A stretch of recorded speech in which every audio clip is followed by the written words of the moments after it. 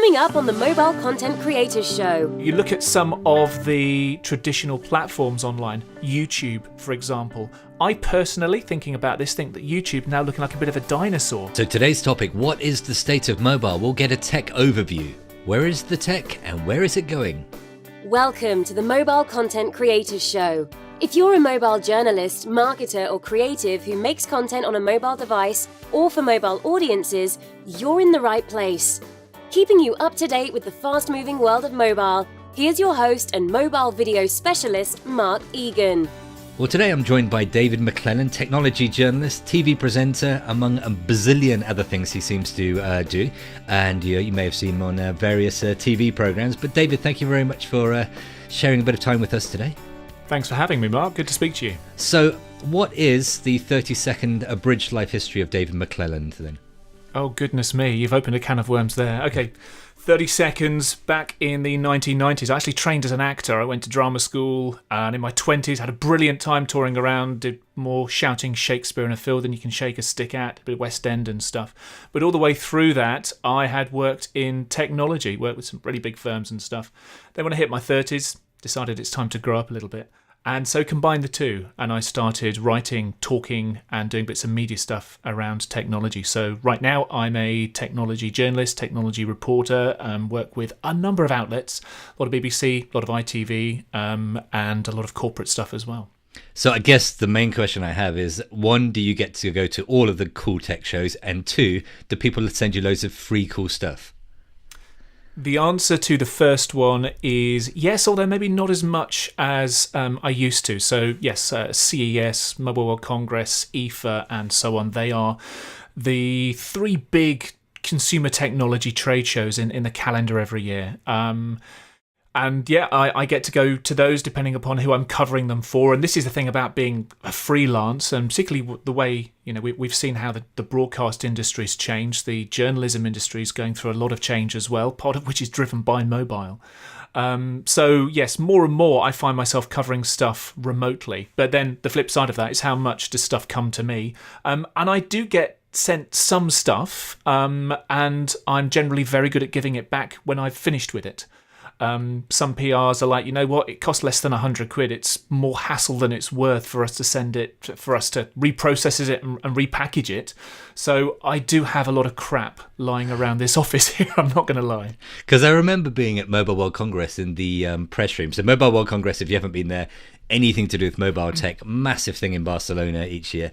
And being in the press room and seeing these journalists sitting there with tablets, which I would have thought, oh, that's Christmas, I'd be very happy with that. And they're like, and they were, obviously the spec wasn't quite what they had hoped. They were like a bunch of grumpy teenagers. So yeah, I can see the standards they've been set are very high. Now, you're involved in tech and looking at all the sort of latest developments, but you've also taken a special interest in mobile, mobile journalism, mobile filmmaking, mobile content. Why? Obviously, mobile's had a huge impact on not only the consumer tech landscape, but also pretty much everybody's lifestyles. Since the iPhone 7, since the iPhone came out 9 years ago now, that was the real born of the modern era, birth of the modern era of the smartphone. My own personal interests was I was at Bletchley Park, which is a very important place in the history of computing here in the UK. And I was covering an event, the launch of a new gallery there with a Tunney machine next door to the Colossus machine. Big stuff in computing history. And I was covering a launch there. And a colleague of mine who worked for an online television station, Telecom TV, she said, David, would you mind just holding my camera for me? I just want to do a quick piece to camera. And I'm like, yeah, okay, Layla. And much to my surprise, she handed me this kind of hunk of anodized aluminium, and I was expecting it to be some camera I'd never seen before. In the middle of it was an iPhone 3GS. And I'm like, okay, it's an iPhone. Wasn't expecting this. And she goes, it's okay, just make sure it's focused on me and I'll do the rest. So I stood there for about 2 minutes while flawlessly she delivered this piece to camera. And I'm like, okay, this is quite impressive. Completely forgot about it until the following week when I saw that she had posted a link to her story on Twitter. So I thought, oh yeah, I remember I filmed that, didn't I? So I had a look at it, and wow, I take no credit whatsoever, but it was this great piece to camera. It looked great on the webpage, and I was like, okay, maybe there's something to all of this mobile filming stuff after all. I've been taking photos and little, kind of jokey videos and things at events, but never taken it seriously as a piece of kind of online broadcast material. So that really piqued my interest. So much so the following year, I was pitching for some work. And another big event for car lovers in the UK, something called Goodwood. There's the Goodwood Festival of Speed, Goodwood Revival. And this is 2011 now. And I pitched to go around and tell stories, but using mobile, and to create films, and to use Twitter and Facebook. And this was really, I think, when brands were just beginning to get the idea that mobile was not only a content creation tool, but also a destination in terms of social media. So much to my surprise, I got the job. I'm like, okay, I need to get myself kitted up on this. I got an iPhone 4 at the time, so I got myself an Owly Bubo, which was great. Again, this is what Layla had. It was this chunk of anodized aluminium, the weight made for very well stabilized images. It had mounting points all over, some good handles, and a little cold shoe kind of accessory mount on top. And I got myself kitted up for that. And I remember so clearly, day one, I turn up with my phone with this little rig that I'd set up. And I was in the same press office as the broadcast camera crews were. And they looked at me down their nose. You've heard this story a million times, I'm sure. And they were quite snotty about the whole thing, I'm not going to lie. So, I was, because it was my first proper gig, I was kind of a little bit, not necessarily apologetic, but I wasn't that confident. Anyway, so I went out, lived the dream, shot, edited, uploaded from out in the field. By lunchtime, I went back up to the press room, and they were like, so how's it been going? I go, yeah, I've got 3 stories up already. And they're like, oh, really? Okay. How about you guys? And they go, yeah, we've just been shooting all morning. It'll go back to base night, be edited, be up tomorrow or the next day. I'm like, okay, brilliant. At the end of the day, they were looking over my shoulder, looking on my phone as I was editing in iMovie, and they were like, wow, okay, this is good. By the end of day 3, they were, okay, yeah, we get this now. This is probably where the future is. Now, do you know what? I was looking just before I started chatting to you. I was looking back at those early videos from over 5 years ago now, and they're awful. I'm not going to lie. And I think it's testament not only to how much my skills as a mobile user, really, content creation have developed, but also how much the technology, how much the smartphone camera, how much the smartphone sound has increased as well. It was good enough for the time then. It's still online now if you care to look for it, but because smartphone upgrades, consumer technology upgrades, they're small incremental upgrades every single year. It's only when you take a look back 4, 5, 6 years at a time do you realise how far it is that we've moved on in that time. And do you think, when you look at that progression, do you think in a sense that, the jump from maybe the iPhone 4 to the 5S was bigger than the jumps we're seeing from maybe the iPhone, the 5S to the 7? Is it almost, the jumps becoming less and less noticeable, or is it just that we're expecting such big things that, you get a dual lens camera and everyone's like, yeah, well, whatever. Is it, is our expectations getting higher, or do you think those increments are slowing down, or are they speeding up? The increments are certainly slowing down. I would say that innovation in the mobile space has plateaued quite a lot. I would say that most of the key pulls, most of the things that people wanted to appear in a smartphone are there already. And so device manufacturers have got a really hard job to add new stuff in to keep us interested, to keep us wanting to upgrade every 12, every 18 months or so. I'm not going to lie, I've got an iPhone here, which is 2 years old. I've got the iPhone 6 Plus. Now, I know that, iPhone 6S and 6S Plus are slightly better camera and 3D touch and all the rest of that stuff. And the 7, obviously, with the dual lens and stuff. But for 90% of the stuff that I do, this is good enough. Whereas you go back to iPhone 3GS, iPhone 4, iPhone 4S, where there was a leap to HD and then full HD and so on. The leaps there were much more marked. But now this is good enough for me. The only thing that's going to make me upgrade this is because it performs like a dog now. With a new version of the operating system on there, it's really frustrating. Even trying to open the camera app or open any of the apps that I use, there's just a little bit of a lag there that either wasn't there before, or, to touch on your other point, my expectations have been heightened so much that I just expect it to perform better. Well, I've got an iPhone 7 Plus, and the thing I love is the memory. I love the bigger memory, and it's good. Have you got the 256 gig? I've got 256 gig memory. I've got the dual lens, which I think is great. It's not great in low light, but it's when the light's good, it's a fantastic thing to have.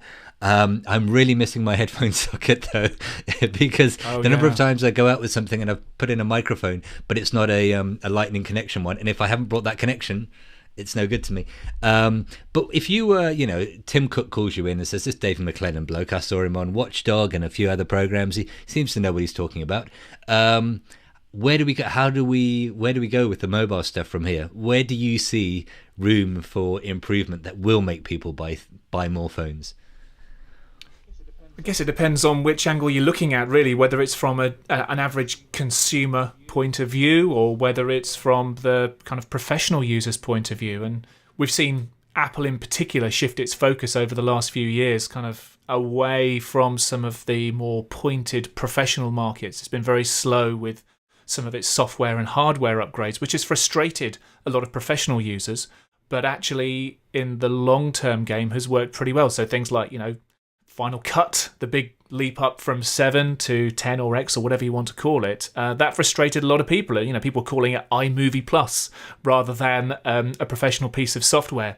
That was 5 years ago now. You look to where Final Cut is now, and a lot of people are going back to it and treating it seriously as a professional piece of software and going, you know what, Apple was absolutely right. So it's the other firms like Adobe and Avid who are now being seen as the dinosaurs, once again, because Apple does have this arrogance, this positive arrogance at times, but it's frustrating because it does sometimes, more often than not, seem to be right in the long-term game. But in terms of the smartphones, I don't think they can get much bigger. There has been this steady shift upwards since the first generation and second generation phones. I don't think that ergonomically they can get any bigger. Things like battery life, the battery technology has improved enormously in phones because it's had to, because the processor has been getting faster, because the screens have been richer and brighter and all the rest of that stuff. So it's not as though that areas like batteries have been stalling. In terms of features, the cameras are more than good enough now. You're going to have the professionals like us who are always going to demand more from them, but they are just fine for most people's uses. For gamers, for social media users, for people who do work on these things, they're all pretty much there. So I would say that smartphone manufacturers as a whole have a really tough job over the next 3 or 4 years to convince us to upgrade their phones. That said, we are seeing other manufacturers coming up with some really solid handsets. So I've got here the Google Pixel XL, which is a really solid, really good phone. Still missing 1 or 2 practical things. And if that's a thing, that is where consumers do benefit from things like the water resistance. That's new with the iPhone 7, and that is so useful. Is it a big technological leap forward? No, it's not. But is it incredibly practical? And on the Android front, we've seen with all the fragmentation, so basically there's all these different Android devices. So sometimes, if you're telling people use this app, they like say KineMaster, an editing app, they open up their phone and they don't have the right chip or processor, whatever. It doesn't work on their particular phone. It's more fragmented than iPhone. But now we're seeing, like you say, the Pixel, better and better stuff from Android. Can you see Android perhaps overtaking Apple? Is it neck and neck? Where do you see it?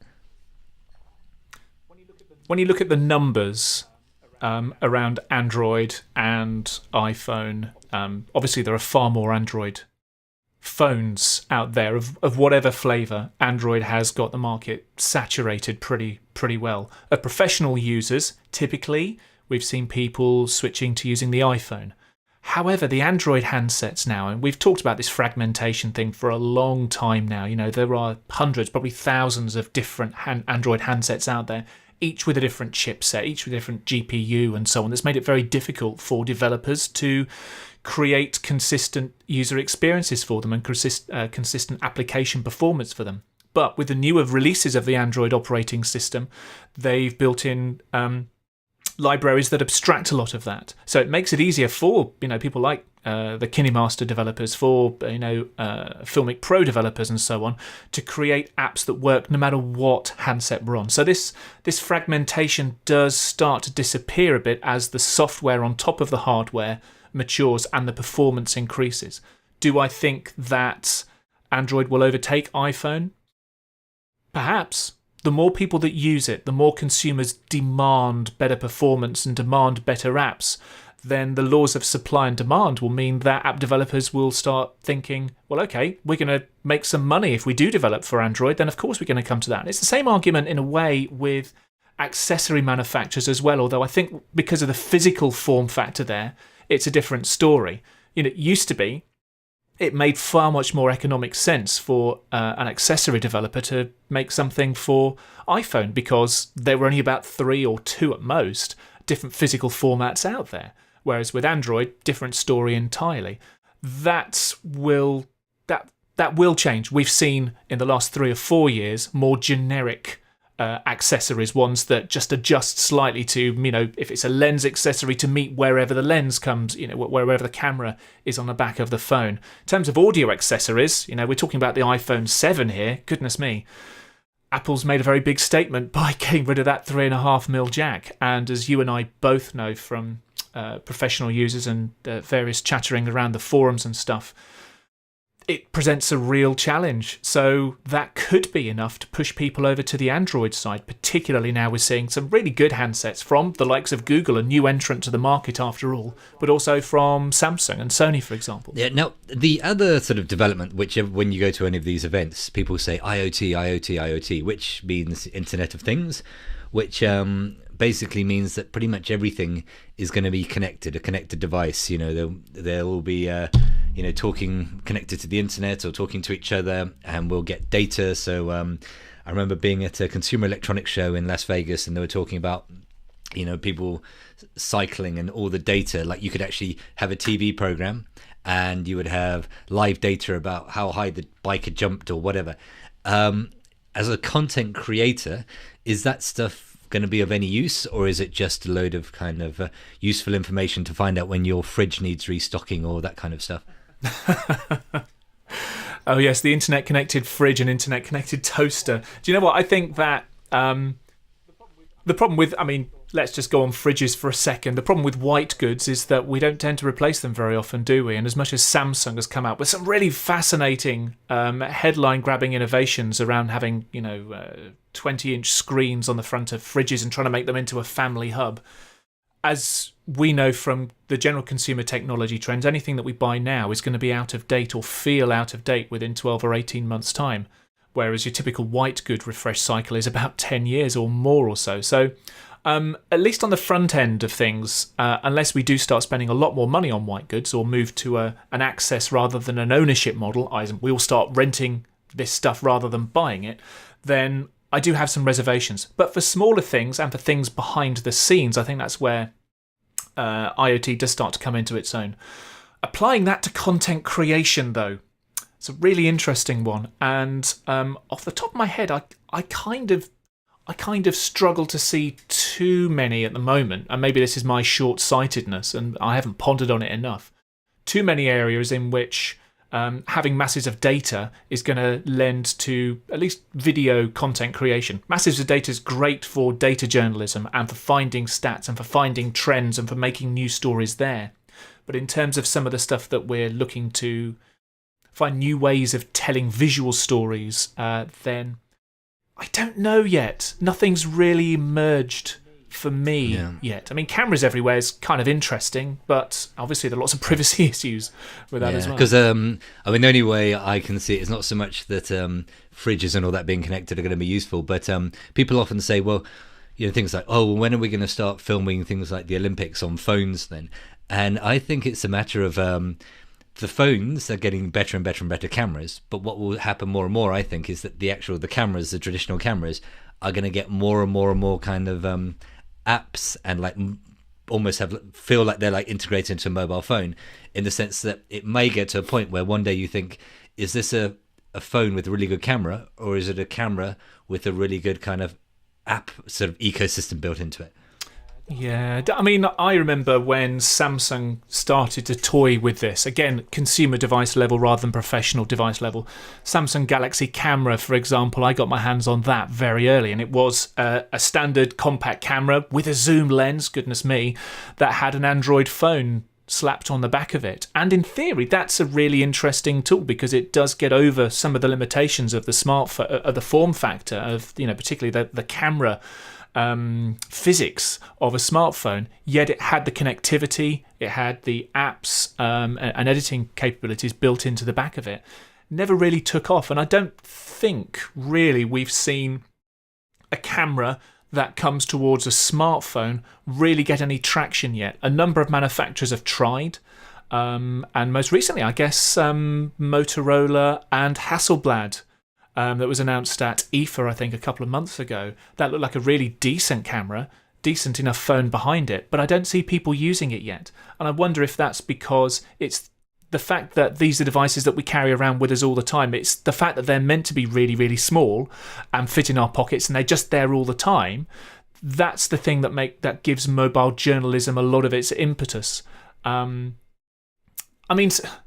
Okay, some of the more innovative, disruptive, traditional camera manufacturers, and I'm looking at, I'm having a mind blank. Blackmagic, for example. Blackmagic is a great company, and they've really tried to disrupt the market over the last 5, 6 or so years, from the cinema camera to the Ursa Mini and so on. And, it does look as though you are... But when you buy the side of one of those, it's like a tablet. It feels like it's a consumer device, something that people feel very familiar with. So it wouldn't surprise me at all if they started to start encroaching in this space as well and start to appify their devices. So coming towards the end, what are the bits of tech that you're excited by? What's the stuff that you're seeing that you think, keep an eye on this is good, or this is going to become a bigger part of the landscape in 2017? I think it's a combination of things, really. On the one hand, from a gadget point of view, we've seen gimbals coming an awful lot over the last 12 months, 18 months or so, and a lot of people getting very excited, finding challenges with the gimbals as well. And I saw some stuff around the DJI Osmo Mobile, which is a great device, and I've played with it a number of times, but particularly I think optical image stabilization has been a real problem with some people. Obviously, then there's things like 360-degree content, virtual reality, mixed reality as well. The challenge there is making content creation easy enough. The thing about mobile, the thing that gives mobile journalism its power, is that anyone can create good content with it, with little or no skills, or some with a bit of training, they can create decent content. At the moment, I don't see that with virtual reality. I don't see that with 360. And while a lot of people are experimenting with it still feels like it's at that experimentation stage. I would love to see, for example, ThingLink. We love using ThingLink to annotate, to provide links to photos and stuff. I would love to see that in 360, but it's just not accessible for everyday people yet. Areas where I think we will start to see innovation, probably more on the software front. So, I think when I look back at my journey with mobile journalism, at the beginning, again, 5, 6 years ago, it was how mobiles could bring their content to the newsroom to complement traditional broadcast output. And there were challenges and opportunities there, but generally speaking, we accept that is now a thing. But actually what we're seeing instead is that newsrooms are coming towards mobile now. And we're seeing more and more news outlets looking mobile first, going, well, okay, all of our video content doesn't have to play out on News 24 or on the 6 o'clock news bulletin. Why can't it play out on Facebook, on Snapchat, on Instagram, or whatever other platform? Now, that's a great opportunity because it means there's more content that needs to be created. But you look at some of the traditional platforms online, YouTube, for example. I personally, thinking about this, think that YouTube now looking like a bit of a dinosaur. And I know YouTube's a massive business opportunity for lots of people, especially for Google. But you compare that with the interaction, with the engagement that you get on platforms like Snapchat, for example.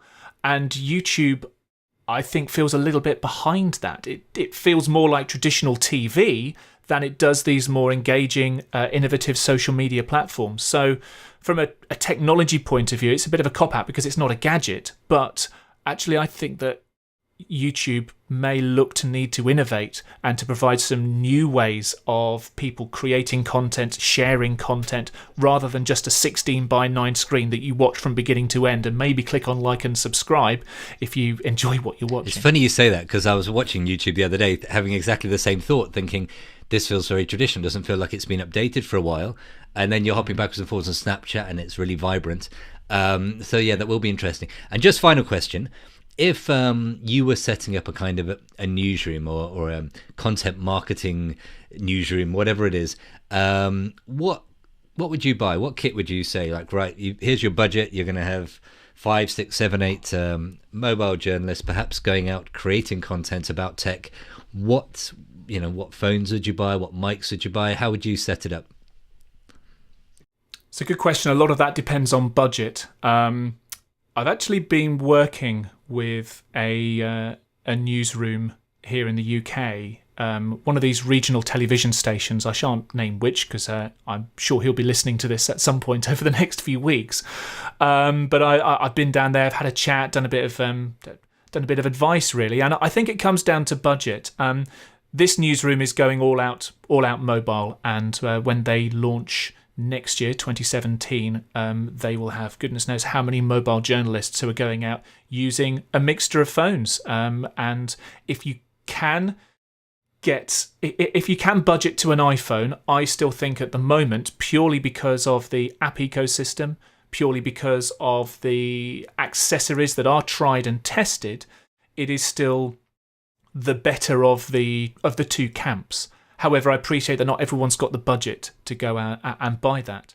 And what I've been really surprised with, looking at the mid-market, looking at phones that are, £200, £300, like a Moto G3 that I've got here in my hand as well, and phones like that, you can get really good quality stuff. You don't need to spend £150, £200 on a microphone. You can pick up an absolutely cracking one for a tenner from Amazon. And the same sort of thing with smartphone mounts and a little tripod as well. You can spend well over £1,000 on an iPhone 7 Plus with goodness knows what else, or you can kit up a mobile journalist for £400, maybe £300. And if you're really on a budget, get them to use whatever flavour of phone that they've got and just give them any other accessories like a microphone and send them out with that as well.